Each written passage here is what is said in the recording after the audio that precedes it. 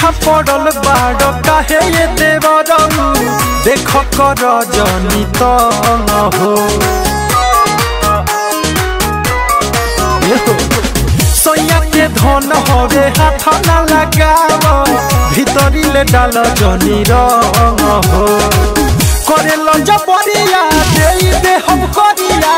मारे काहे बोले देवरू हो जा होने हट नाही तो कुछ दे बोलो देवरू हो जा होने हट नाही तो कुछ दे बोलो देवरू हो जा होने हट साफ बन रहे हो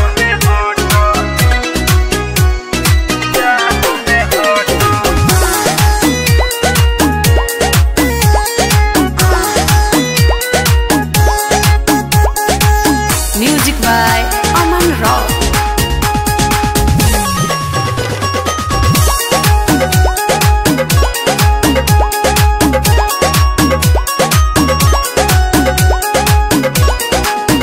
बड़ना समय धुत हो ओइलो नाली में से सुत हो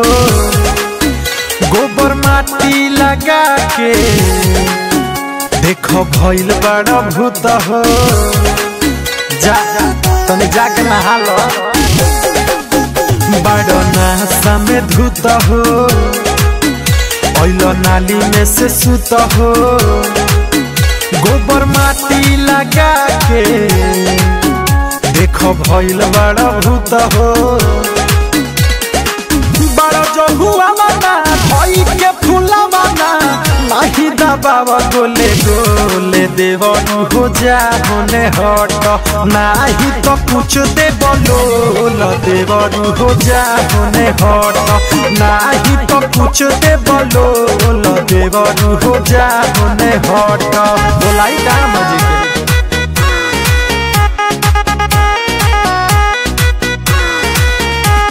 Mixed by Aditya Recording Studio, Gopalganj.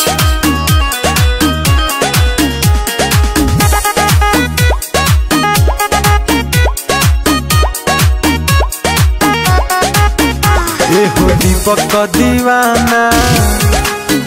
कके कवनो बहाना चोली होली में खोली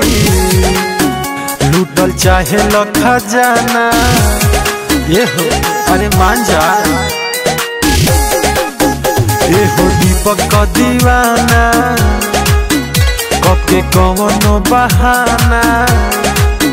चोली होली में खोली लूटल चाहे खजाना